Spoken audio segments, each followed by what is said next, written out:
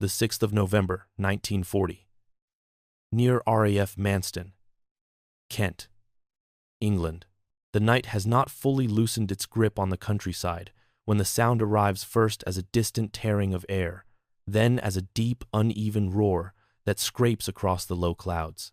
In a frozen beet field outside the village lanes, aircraftman second-class Thomas Weaver looks up from his post, breath steaming in the cold.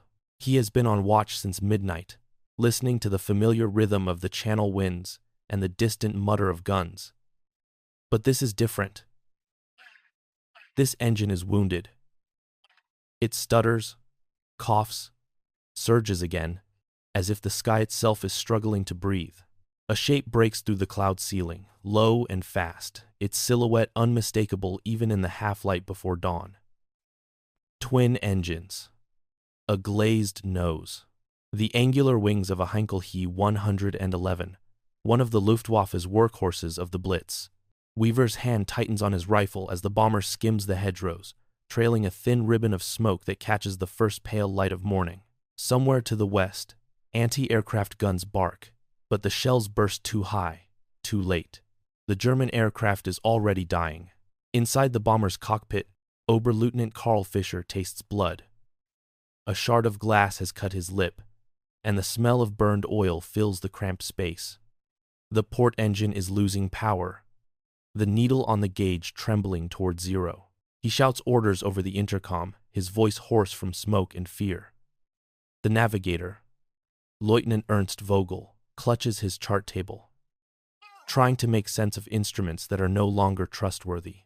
The radio operator, Gefreiter Hans Müller, has gone silent, slumped forward with his headset still on, a dark stain spreading across his tunic.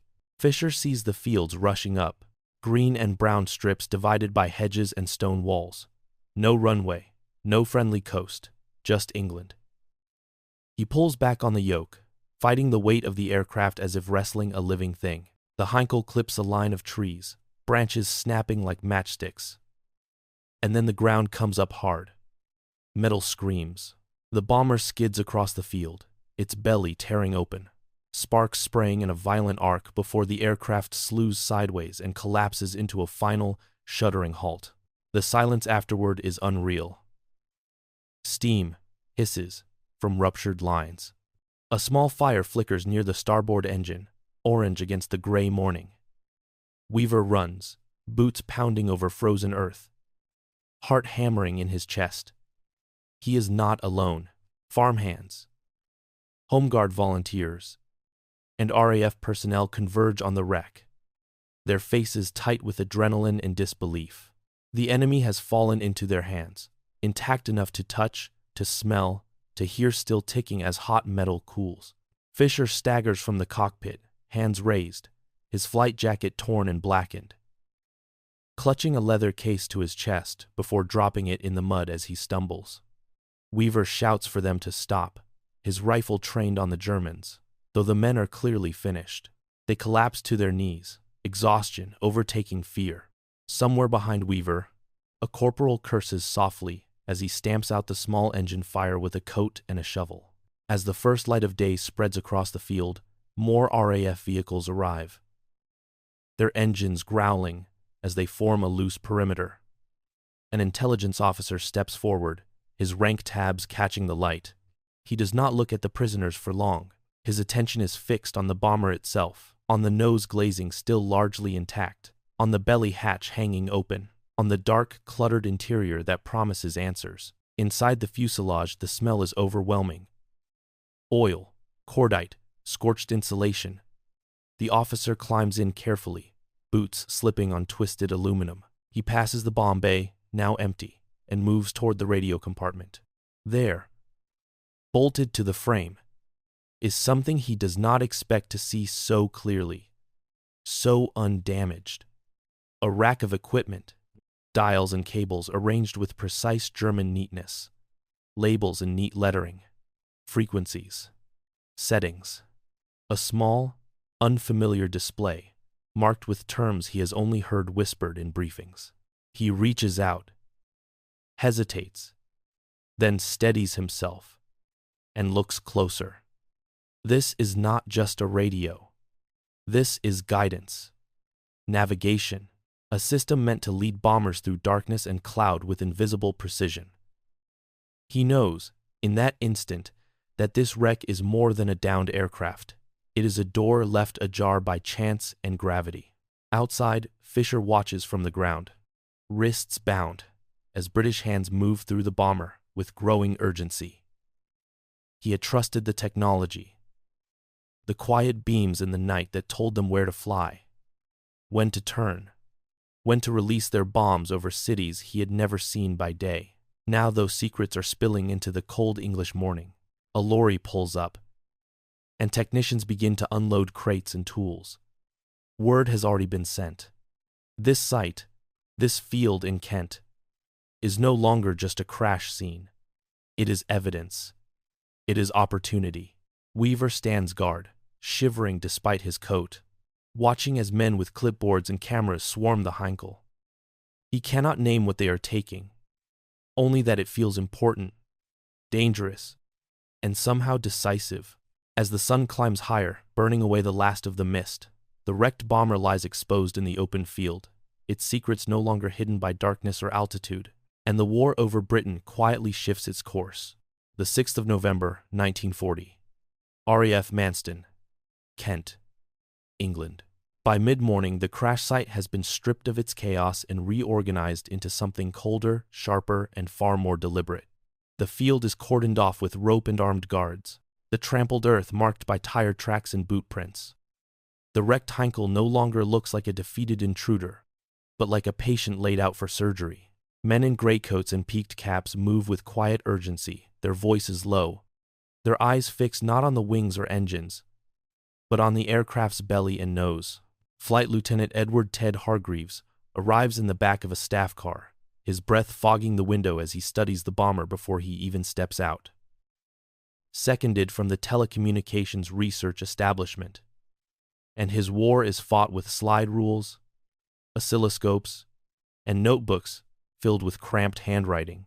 He has spent months hearing fragments of intelligence reports, rumors of German beams, whispers of invisible paths guiding bombers through cloud and night, but this is the first time he has seen the source with his own eyes. He pulls on gloves and climbs into the fuselage, ducking under twisted frames. The interior hums faintly as residual heat bleeds from metal. In the radio compartment, he stops. The equipment rack is still bolted in place, cables intact, vacuum tubes unshattered. Hargreaves feels a tightness in his chest that has nothing to do with the cold. This is a working system that failed only because the aircraft failed. Behind him, Squadron Leader Arthur Collins, RAF Intelligence, crouches with a notebook balanced on his knee. "Is it what you thought?" Collins asks quietly. Hargreaves does not answer at first. He runs a finger just short of the dials, reading the labels. Knickebein. The word means crooked leg, absurd and almost playful, but Hargreaves knows the name from intercepted chatter. He exhales slowly. "It's worse," he says. "It's better than we feared." They begin carefully, photographing everything before touching a single switch. Every angle is recorded, every cable path traced. Hargreaves sketches rapidly, noting frequencies and configurations. He recognizes components adapted from civilian radio beacons, but refined, hardened for war. This is not improvisation.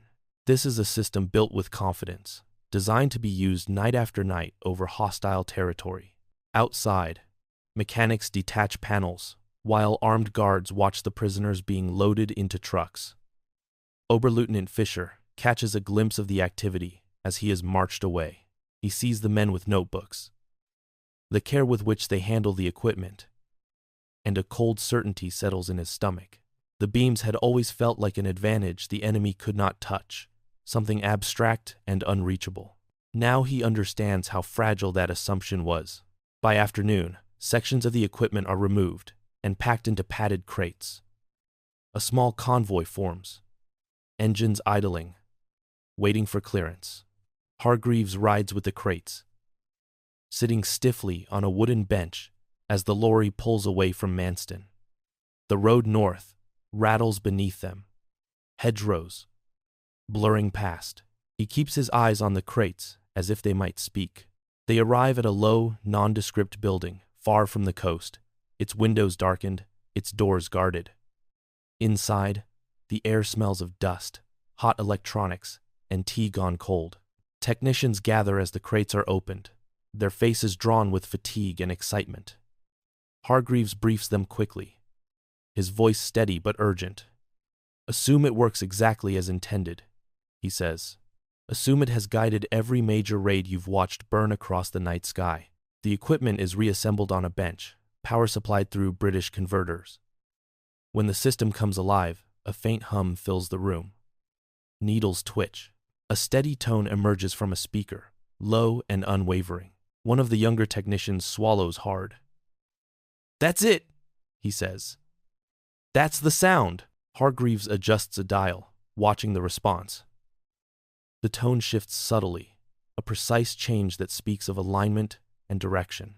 He closes his eyes, imagining the bomber crews hearing this in their headphones, trusting it more than their own senses. He opens his eyes again, anger flickering beneath his professional calm. "They've been walking our skies on rails," he says. "And we never saw the tracks." Word spreads quickly through secure channels. By evening, senior officers arrive, their expressions grave as they listen to Hargreaves' explanation. Charts are unrolled, pins marking bombed cities. Lines are drawn, converging paths that suddenly make sense. The pattern is undeniable. Coventry, Birmingham, London. The beams explain the accuracy that had baffled British defenses for weeks.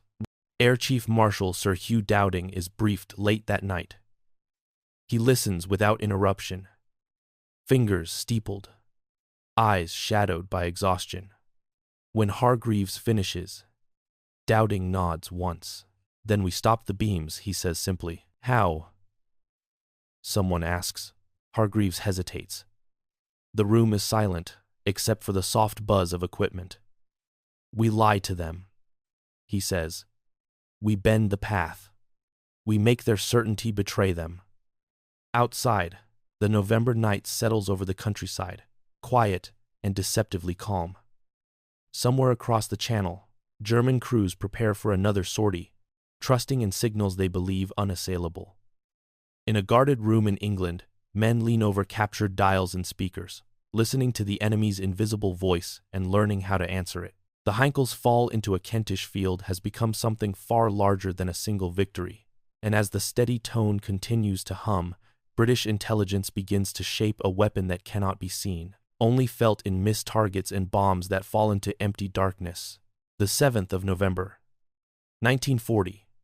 Telecommunications Research Establishment, Worth Matravers, Dorset, England. The building sits low against the chalk hills, its windows blacked out, its corridors dim even in daylight. Inside, the captured German equipment hums steadily, a mechanical whisper that seems out of place in the quiet English countryside. Flight Lieutenant Edward Hargreaves stands with his jacket off, sleeves rolled, staring at a chalkboard already crowded with equations and frequency ranges. He has not slept more than 2 hours since the Heinkel fell. Around him, a small group of scientists and RAF officers listens as a speaker emits a pure, unwavering tone. It is simple, almost innocent, and that is what makes it dangerous. The sound is the beam. It is the voice German bombers have been following across the North Sea, a voice they trust more than stars or compasses. Dr. Joan Curran leans closer, adjusting a pair of headphones over her neatly pinned hair. She closes her eyes, isolating the tone from the background hiss. "It's narrow," she says. "Very narrow. They've kept it clean, no drift." Hargreaves nods. "They had to," he replies. "Any wobble and the whole illusion collapses." On a nearby table, a map of England is spread flat, red circles marking bomb damage from the past weeks. Lines drawn in pencil connect them, converging like ghostly railways on city centers. With the Heinkel's equipment now exposed, The lines finally have a cause. The Luftwaffe has not been guessing. It has been guided. Wing Commander Reginald Victor Jones enters quietly, his presence immediately shifting the room's gravity. Jones has been chasing rumors of German radio navigation for months, piecing together fragments from prisoner interrogations and intercepted transmissions. Now he stands before proof. He listens, eyes sharp, mind racing ahead. If they're using this to fly the beam, he says, then the question isn't how they find us, it's how much they believe it. The engineers begin experimenting. They feed the signal through British receivers, observing how the tone strengthens or weakens as alignment shifts. Hargreaves sketches a bomber's flight path on the board, marking where the pilot would hear the tone split into overlapping signals, a subtle cue to release bombs. They don't see the target, he explains. They hear it. Jones watches, hands clasped behind his back.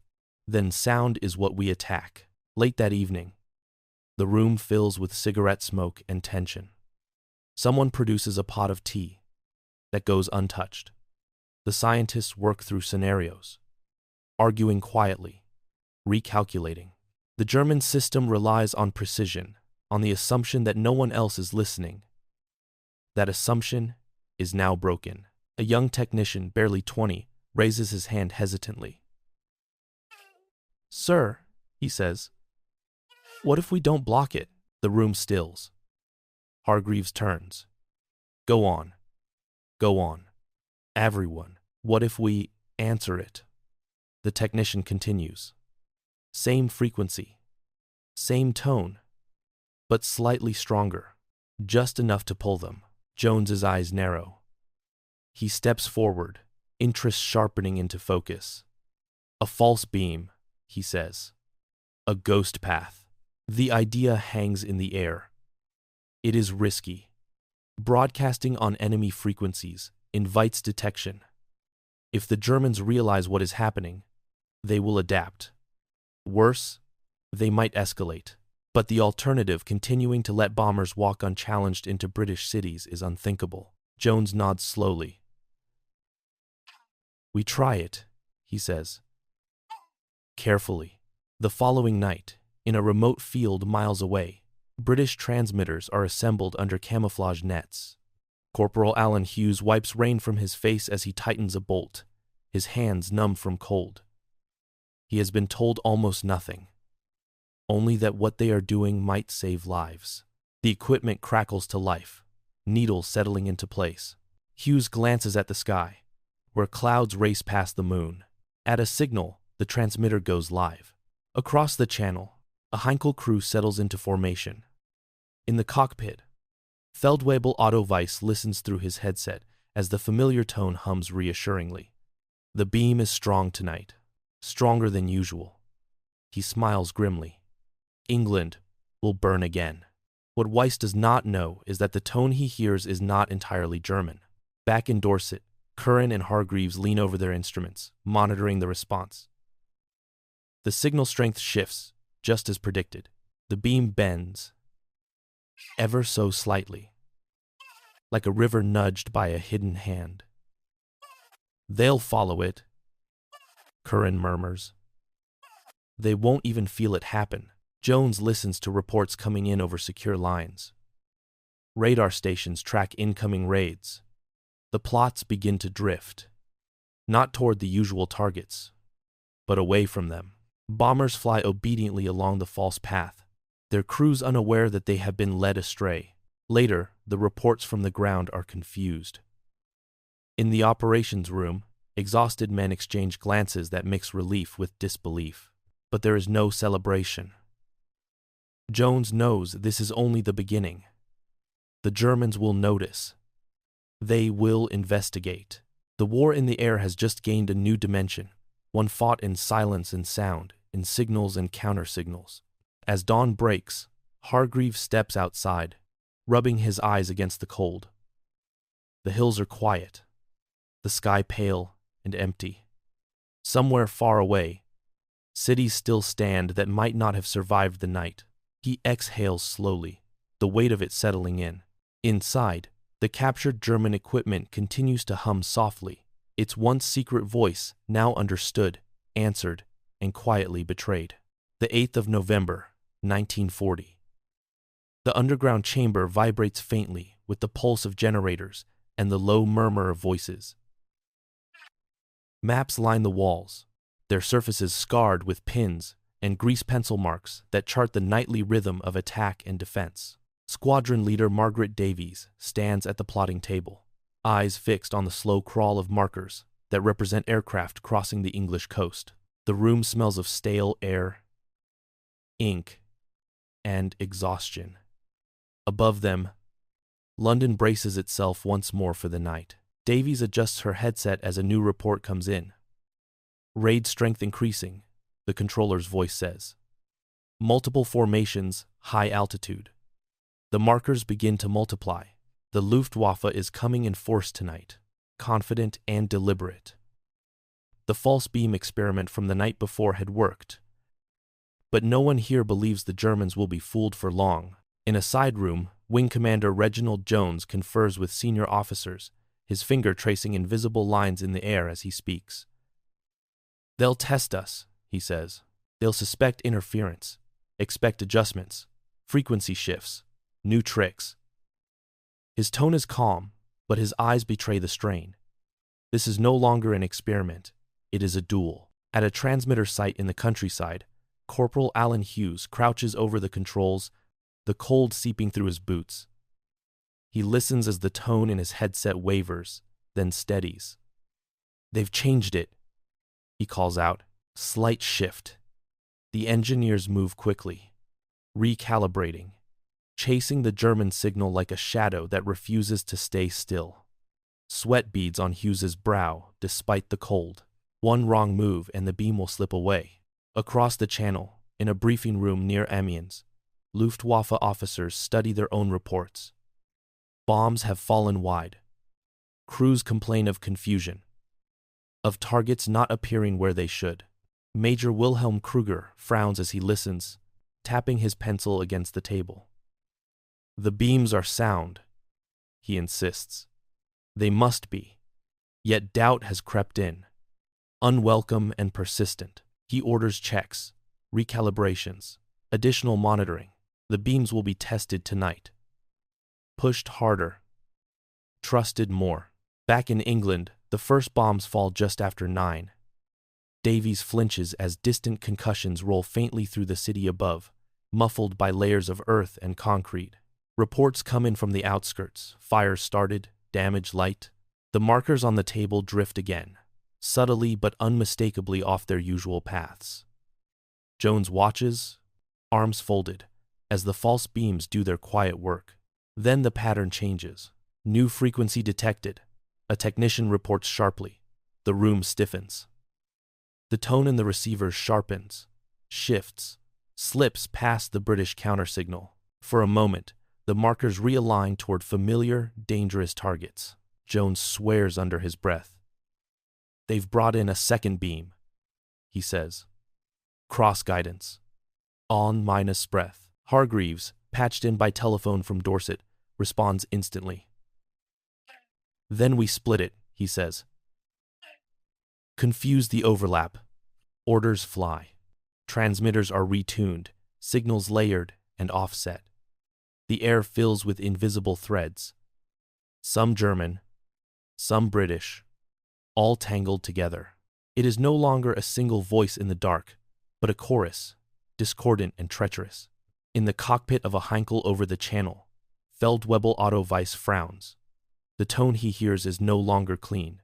It wavers, splits, then steadies again. He adjusts his course, trusting his instruments, though unease crawls up his spine. The navigator leans closer to his chart. "We should be over the coast by now," he says. Weiss grunts, eyes scanning the blackness below. England is hidden tonight, swallowed by cloud and smoke. Bombs are released minutes later, Weiss following the signal with grim obedience. He never sees where they land. On the ground, the results are mixed. Some bombs strike industrial areas. Others explode harmlessly in fields and rivers. Casualty reports trickle in. grim but lower than feared. In the operations room, Davies notes the spread, her pencil moving quickly. "They're not sure," she says quietly. "They're guessing." Jones allows himself a thin smile. "No," he says, "they're listening, and they don't know who to believe." As the night wears on, the Luftwaffe presses the attack, probing, adjusting, testing the beams like blind men tapping with canes. Each time they think they have found solid ground, the signal betrays them again. Fuel runs low. Formations break. Crews turn back early, frustrated and shaken. Just before dawn, the last markers retreat from the map. The room exhales as one. Men and women slump against tables and walls, fatigue crashing down now that the immediate danger has passed. Jones straightens slowly, bones aching, mind still racing. This night has not been a victory in the traditional sense. Cities have still been bombed, people killed, but something fundamental has shifted. At first light, reports are collated and sent upward. The false beams have worked again, despite German countermeasures. The enemy's confidence has been shaken. In Dorset, Hargreaves listens to the final tallies, his hands trembling slightly as he sets down the receiver. He knows the Germans will not stop. They will refine, redesign, escalate, but so will Britain. Outside, the November sun rises weakly over battered cities and quiet fields alike. The Battle of Britain is no longer fought only by pilots and gunners. It is being waged in laboratories and hidden transmitters, in frequencies and tones, in a war where the loudest weapons make no sound at all. And for the first time since the Blitz began, the night no longer belongs entirely to the bombers. The 10th of November, 1940. Luftwaffe Operations Headquarters. Berlin, Germany. The room is warm, overlit, and tense. Its long table cluttered with maps and folders stamped Geheim. Major Wilhelm Kruger stands rigidly at attention as reports are read aloud, his jaw tightening with each sentence. The numbers refuse to align with expectation. Bomb tonnage dropped remains high, yet confirmed damage to British targets is inconsistent. Crews complain of uncertainty. Navigation logs contradict one another. Something is wrong, and no one wants to be the first to say it. At the far end of the table, Generaloberst Hans Jesenek listens in silence, fingers drumming slowly against polished wood. When the briefing ends, he looks up, his gaze sharp. "Our crews are trained," he says. "Our equipment is superior. England has no means to interfere at this level." His words are firm, but they hang in the air like a challenge rather than a conclusion. Kruger clears his throat. "Herr Generaloberst," he begins carefully. "The evidence suggests at least the possibility of enemy interference." A murmur ripples through the room. Kruger presses on. The beams remain technically sound. Ground tests show no faults, but operational results no longer match projected accuracy. Jesenek's eyes narrow. "Then the fault lies with the men," he says coldly. "Fatigue, poor discipline, over-reliance on instruments." He closes the folder in front of him with finality. "We will not assume British ingenuity where incompetence suffices." Across the channel, in a drafty briefing hut near Amiens, Feldwebel Otto Weiss listens to his own debrief with a mixture of anger and disbelief. The intelligence officer questions him closely, probing every detail of the flight. Weiss describes the wavering tones, the momentary confusion, the feeling that the signal was leading him somewhere unfamiliar. The officer frowns, scribbling notes. "You trusted the beam?" he asks. "Of course," Weiss snaps. "That is what we are trained to do." The officer says nothing, but his silence feels heavier than accusation. Back in England, the telecommunications research establishment is alive with quiet triumph tempered by dread. Flight Lieutenant Edward Hargreaves pores over fresh intercepts, his eyes rimmed red from sleeplessness. The Germans are arguing among themselves now. Their transmissions betray frustration, confusion, orders contradicted by counter-orders. "They know something's happening," he says to Reginald Jones, handing over a transcript. "They just don't know what." Jones reads quickly, nodding. "Good," he says. Uncertainty is our ally. But he does not sound relaxed. He knows the Luftwaffe's technical divisions are already at work, dissecting their own systems with ruthless efficiency. Time is the only advantage Britain has, and it is already slipping away. That night, the beams return stronger, cleaner, altered. New frequencies pulse across the darkness, probing for weakness. At a British transmitter site, Corporal Alan Hughes swears softly as his instruments spike. "They're hunting us now," he mutters. Engineers scramble, retuning transmitters on the fly, chasing the shifting signal. It is exhausting work, demanding absolute precision under relentless pressure. A miscalculation of seconds could mean bombs falling on a city instead of a field. Hughes's hands shake as he makes another adjustment, sweat freezing on his collar. In the cockpit of a Dornier bomber over the North Sea, a young navigator named Klaus Richter listens intently. The tone is clearer tonight, reassuring. He relaxes slightly, adjusting course. Below him, the black water gives way to the darker shape of land. England again. The beam tells him he is exactly where he should be. Minutes later, flak bursts blossom unexpectedly to his left. Richter frowns. This is not where the charts say they should be. He glances at the pilot. "Hold course," he says, though doubt creeps into his voice. The tone insists. He obeys. Bombs fall harmlessly into marshland. At dawn, as the bombers limp home, reports flood Luftwaffe headquarters. Missed targets. Fuel wasted. Crews rattled. Jeshenek reads them in silence, his expression hardening. He cannot ignore this forever. Somewhere in England, someone is listening and answering. In London, Jones studies the night's results with weary satisfaction. Casualties are again lower than predicted. The beams have been bent, but only just. "They're learning," he says quietly to Hargreaves. "And so are we." Hargreaves nods, staring at the humming equipment that started it all. The captured German system sits on its bench like a dissected organ, still vital, still dangerous. "Then we stay ahead," he replies, "or we lose everything we've gained." As another night approaches, the invisible war tightens, each side straining to outthink the other in a contest where certainty itself has become a weapon, and the once unquestioned authority of the German beams begins to fracture under the weight of doubt.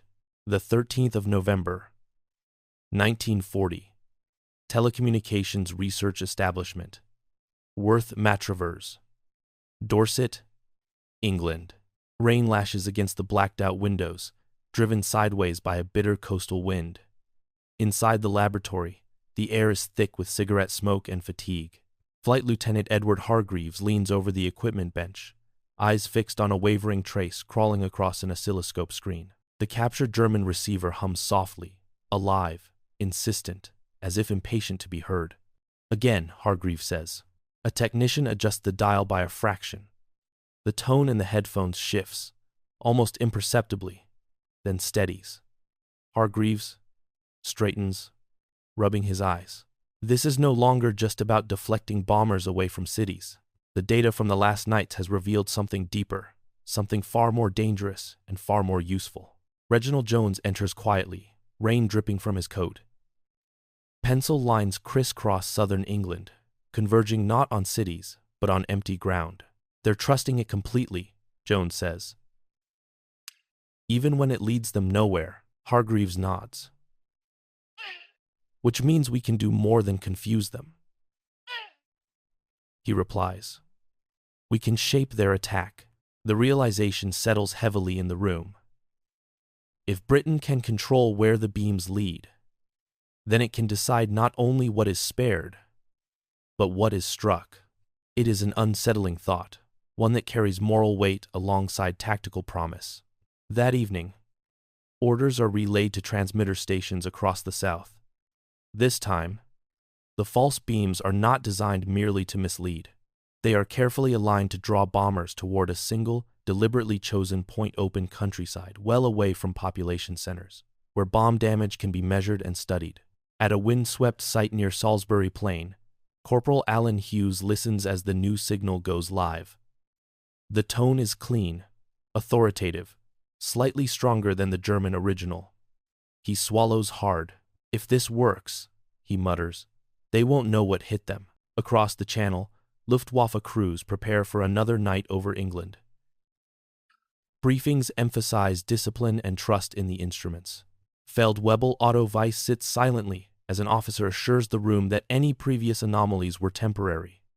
The beams have been checked, the officer says. They are reliable. Weiss does not argue. He straps in, adjusts his headset, and listens as the familiar tone fills his ears. Over the North Sea, the formation settles into its course. Cloud covers the moon, erasing all visual reference. The beam is everything now. Weiss follows it without hesitation, unaware that the signal guiding him is British. On the ground in England, radar plots bloom across screens. Operators exchange glances as bomber tracks bend exactly as predicted. Bombs fall shortly after midnight, not on London, not on factories or docks, but on empty heath and pasture. The explosions light the countryside in brief. Violent flashes, startling livestock and rattling distant windows. Observers record impact points. Back at Worth Matravers, Hargreaves listens to reports coming in over the telephone. His shoulders sag with a mixture of relief and unease. At dawn, reconnaissance confirms minimal damage and no civilian casualties. For the first time in weeks, entire cities pass through the night unscathed. Jones stands alone by the window, watching the gray light creep over the hills. He knows this advantage cannot last forever. But for now, the balance has shifted decisively. The German beams, once instruments of terror, have become tools of misdirection. The 15th of November, 1940. Luftwaffe signals testing ground. Rechlin, Germany. The cold air over the Mecklenburg Lakes bites through wool coats as engineers cluster around a temporary antenna mast, its cables humming faintly with life. Oberingenieur Friedrich Adler removes his headphones slowly, his brow furrowed. The tone he has just heard is familiar. Too familiar. And that is precisely the problem. Inside the testing hut, vacuum tubes glow softly, bathing the room in orange light. Charts are pinned to the walls, annotated with fresh pencil marks and angry slashes. Adler lays the headphones on the table and looks at the officers waiting for him. The signal is strong, he says. Stronger than expected. And cleaner. Major Wilhelm Kruger folds his arms. That is good news, he says, though his voice carries little conviction. Adler shakes his head. It would be, if it were ours. The words land heavily. For weeks, reports from bomber crews have hinted at something amiss, guidance tones that feel right but lead nowhere, bomb runs that end in emptiness. Now, at last, the technical evidence aligns with the rumors. The British are not merely blocking the beams, they are imitating them. Kruger exhales sharply. Impossible, he says. They would need exact frequencies, exact modulation. Adler meets his gaze, which they appear to have. 1, 8, 1, 8, I, Adler, I, 8, 8, 8, 8, 8, 8. Silence follows. The implication is unavoidable. Somewhere in England, German technology has been studied closely enough to be copied, tuned, and weaponized. The crash reports from Kent resurface in Kruger's mind, an unwelcome memory he had pushed aside. He realizes, too late, what must have been lost with that bomber. Orders are issued before noon. Beam systems are to be altered immediately. New frequencies, new modulation patterns, additional redundancy. The Luftwaffe will not be led by the nose again. Or so the directive insists. That night, the changes roll out under pressure. Crews are briefed hurriedly, handed new tables, and told to trust the updated signals. Feldwebel Otto Weiss studies the paperwork under a dim bulb, irritation etched into his face. They change everything. He mutters to his navigator. And still expect perfection. Over England, British operators feel the shift almost at once. At the Salisbury Plain transmitter site, Corporal Alan Hughes stiffens as the familiar tone in his headset warps and slides away. "They've moved it," he says sharply. At Worth Matravers, Edward Hargreaves is already moving, sleeves rolled, hands flying over controls. "Log it," he snaps. "Track the deviation." Oscilloscope traces dance erratically as the German signal twists into a new pattern. It is different, but not alien. "They can't throw it all away," Reginald Jones says, watching over Hargreaves' shoulder. "They've trained thousands of men on this logic. Change too much and they blind themselves." The night becomes a frantic chase. British transmitters fall silent, then reawaken on adjusted settings. False beams are rebuilt piece by piece, chasing the German revisions like a predator matching its prey's stride. Sweat beads on Hughes's face as he makes another fine adjustment, knuckles white. In the cockpit of a Heinkel over the channel, Weiss frowns. The tone is different, sharper, more complex, but still authoritative. He follows it, though unease gnaws at him. Below, England remains invisible, swallowed by cloud. Above, the engines drone steadily, indifferent to the war of mines unfolding beneath them. Bombs fall again that night, with mixed results. Some strike industrial targets. Others detonate far from anything of value. The Luftwaffe's confidence wavers further, caught between faith in technology and growing distrust of it. By dawn, both sides are exhausted. In Germany, Adler submits his findings, warning that the British response time is dangerously fast. In England, Jones reviews casualty figures that are still lower than the worst predictions. Neither side can claim dominance. Hargreaves steps outside as morning breaks, the sea wind cutting through his coat. He knows the enemy is listening now, adapting, learning. The advantage Britain gained from a single crashed bomber is being contested inch by inch, frequency by frequency. The invisible battle has reached a new phase, one where surprise is gone, and only ingenuity will decide who controls the night. The 14th of November, 1940. Coventry, Warwickshire, England. The first siren begins as a low wail, rising slowly, reluctantly, as if the city itself does not want to believe it is happening again. In a narrow street near the cathedral, machinist George Ellis pauses at his doorway, coat half-buttoned, listening as the sound spreads and multiplies across Coventry. He can already hear aircraft engines somewhere high above the clouds. A distant, relentless droning that vibrates through brick and bone.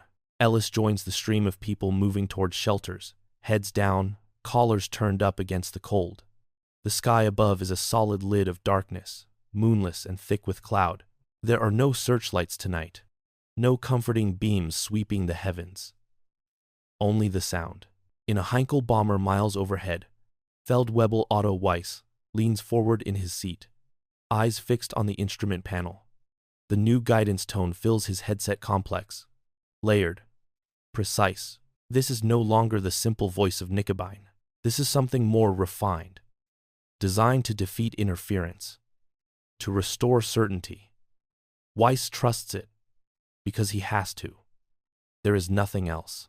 Back in England, at the Air Ministry Operations Room, the tension is palpable.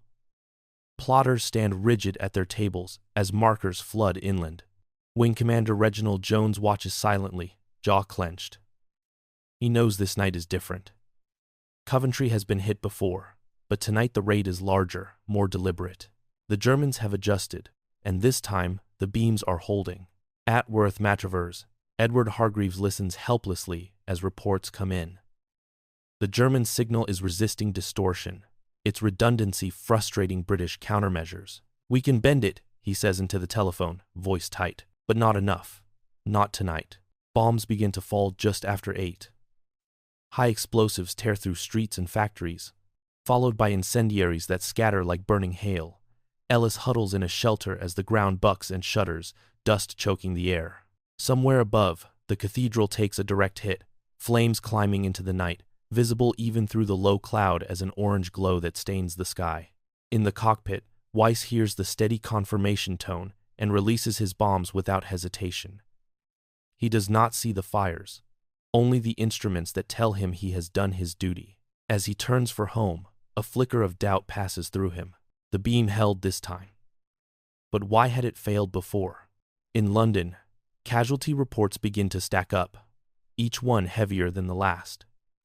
Jones closes his eyes briefly as the scale of the destruction becomes clear. The countermeasures did not fail completely, but they were not enough. The enemy has struck back, proving that the invisible war cuts both ways. As dawn breaks over Coventry, smoke hangs low over the ruins, and exhausted survivors emerge to a city forever changed. For British intelligence, the lesson is brutal and immediate. The Battle of the Beams is not a shield. It is a contest. And tonight, the Luftwaffe has shown it can still draw blood. The 15th of November 1940. Coventry, Warwickshire. Morning light filters weakly through a sky still bruised with smoke, revealing a city torn open. George Ellis steps carefully through streets he barely recognizes, boots crunching on broken glass and charred timber. The familiar landmarks are gone, or twisted beyond recognition. Where shops once stood, only skeletal walls remain. The cathedral's ruins loom ahead. Blackened stone, framing empty air. The night's violence has settled into a heavy, stunned silence broken only by distant coughing and the crackle of still smoldering fires. Ellis pauses, staring at a crater where a row of houses once stood. He feels anger, grief, and something colder beneath it all, a sense of helplessness. The sirens, the shelters, the long nights have become routine, but Coventry feels different. This was not random. This was deliberate. In London, the same realization takes hold in a very different room. Wing Commander Reginald Jones stands before a spread of reports, photographs, and charts. The destruction of Coventry laid out in precise, impersonal detail. The Luftwaffe's new navigation system has worked. The beams held under pressure. The British countermeasures, while effective on other nights, were outmatched here. Edward Hargreaves arrives from Dorset, his face drawn and pale. He has not slept. They learned, he says quietly, breaking the silence. They hardened the system, redundancy, cross-checks. They expected us. Jones nods. Which means they know we're in the fight, he replies. And they still committed to this raid. Around them, senior officers debate in low, urgent voices. Some argue that the countermeasures have failed. Others insist they must be expanded, refined, pushed further. Jones listens, then raises a hand. The room stills. They didn't beat us because they're smarter, he says. They beat us because we gave them one night where certainty mattered more than confusion. Coventry was the proof of concept. For both sides, Hargreaves studies the captured German equipment once more, its dials and circuits now familiar to him. He sees possibilities others do not. They've made it stronger, he says, which also makes it more predictable, more dependent on structure. That afternoon, new orders go out. British transmitters will no longer rely on single false beams. They will layer interference, subtle noise, timing delays, small distortions that cannot be easily filtered out without collapsing the entire system. It is a slower, more patient approach, designed not to block or hijack, but to erode confidence. At a transmitter site near the coast, Corporal Alan Hughes listens as the revised signal plan is tested. Instead of a clean override, the beam is peppered with faint anomalies, barely noticeable but persistent. Hughes frowns. Feels wrong, he mutters. Like a record with dust on it. That's the point, an engineer replies. They won't know whether to trust it. Across the channel, Luftwaffe debriefings grow sharper, more accusatory. Feldwebel Otto Weiss sits stiffly as an officer questions him again about the guidance tones. Weiss describes moments of uncertainty he had dismissed in flight. This time the officer does not interrupt, he simply writes. As night approaches once more, both sides prepare with a new awareness.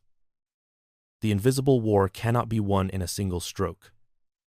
It will be decided slowly, through adaptation and endurance, in the uneasy space between trust and doubt.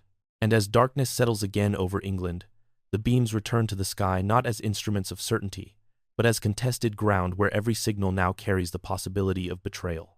The 17th of November, 1940. Southern England. Multiple transmitter sites. The night comes down hard and early, a thick lid of cloud sealing the land beneath it. Corporal Alan Hughes tightens his scarf and adjusts the headphones clamped over his ears. The familiar hum greets him, but it is no longer a single, confident tone. It flickers, wavers, carries faint distortions, layered deliberately into its spine. This is the new doctrine, not deception by force, but erosion by doubt. Hughes watches the needles tremble as engineers bring additional transmitters online, each one offset by seconds, by fractions of frequency, by barely measurable delays. Alone, none of them would matter. Together, they create uncertainty. The signal breathes unevenly now, alive in a way that no machine should be. At Worth Matravers, Edward Hargreave stands behind a row of operators, his arms folded tightly across his chest. He listens to the German beam on one channel, the British interference on another, his mind translating sound into imagined flight paths. Not enough to break it, he murmurs. Just enough to make them question every instruction. In the Air Ministry operations room, Wing Commander Reginald Jones watches the radar plots appear. The Luftwaffe is coming again, but the formations look hesitant, their paths less rigid than before. They're flying it manually now, Jones says quietly. Cross-checking. Second-guessing. Inside a Heinkel bomber high over the channel, Feldwebel Otto Weiss feels the change immediately. The tone in his headset is still there. Still authoritative, but it no longer feels pure. It shivers slightly, like a compass needle that refuses to settle. Weiss adjusts course, then corrects again. His navigator glances up, unease written across his face. "It's not clean," he says.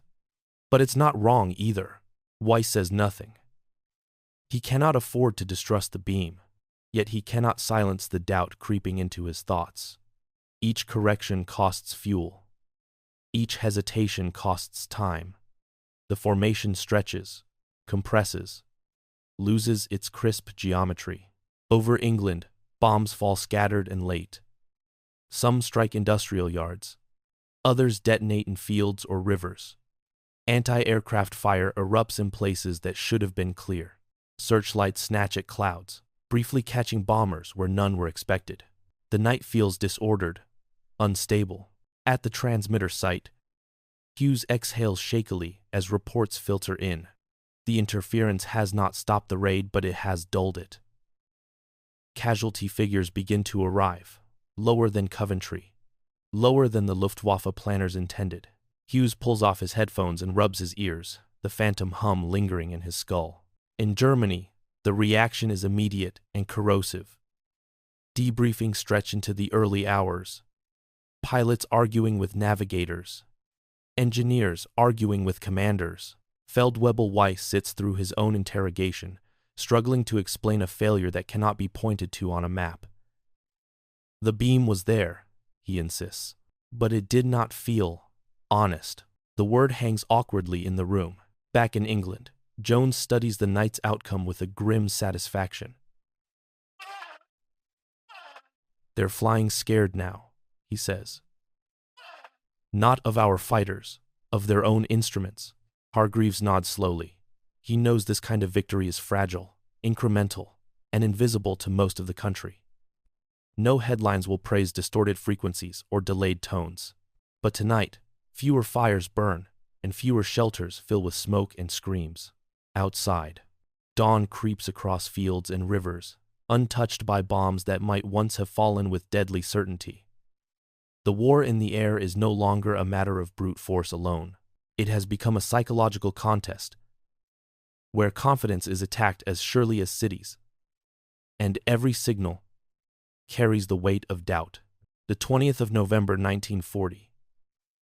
Air Ministry, London, England. The corridor outside the briefing room is silent except for the distant hum of ventilation fans. Wing Commander Reginald Jones stands alone for a moment before entering. smoothing a creased sheet of paper between his fingers. The numbers on it are stark. Unemotional sorties flown. Bombs dropped. Casualties recorded but taken together. They tell a story he has waited weeks to see. Inside, senior officers sit around the long table, their faces drawn with exhaustion. London has endured night after night of punishment, yet something has shifted. The latest reports show it clearly. Bombing accuracy is declining. Formations are fragmenting. Abort rates are rising. Jones clears his throat and begins. He does not dramatize the findings. He does not need to. Since the deployment of layered countermeasures, he says evenly, enemy navigation reliability has degraded across multiple sectors. Crews are compensating manually. Fuel margins are narrowing. Target concentration is breaking down. A pause follows as the implications sink in. Edward Hargreaves sits near the end of the table, hands clasped, listening as if from a distance. His mind drifts back to the Kent field, to twisted aluminum and the smell of oil, to the moment he first saw the German radio rack still intact in the belly of a fallen Heinkel. Everything that followed, every adjustment, every sleepless night has grown from that accident of fate. One of the officers leans forward. "You're saying this will continue?" Jones nods.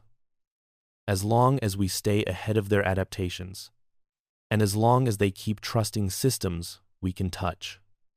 That night, as darkness falls once more over England, the raids come again, but they are thinner now, less focused. Radar plots show hesitant approaches, wider dispersal. Bombs still fall, but fewer find their marks. Fires burn, but they do not spread as they once did. In the cockpit of a German bomber returning early to base, Feldwebel Otto Weiss removes his headset and rubs his temples. The tone had been there, as always, but it had argued with him, contradicted itself, refused to offer certainty. He feels older than he did a month ago. So does the war. Back at Worth Matravers, Hargreaves powers down the captured receiver for the night. He exhales slowly, aware that this quiet is not peace, but it is something closer to control. Across England, people sleep who might not have. Shelters remain empty. Streets stand intact that once would have burned. No announcement marks the change. No siren signals victory. Yet in unseen rooms and unlit skies, the balance has begun to tilt. A single crashed bomber, once meant to sow terror, has instead exposed the invisible threads guiding the enemy's hand. By listening carefully, Britain has learned not only how the Luftwaffe found its way in the dark, but how that certainty could be unmade. The Blitz will continue, and the war will rage on. But from this point forward, the night no longer belongs solely to those who fly by beams alone.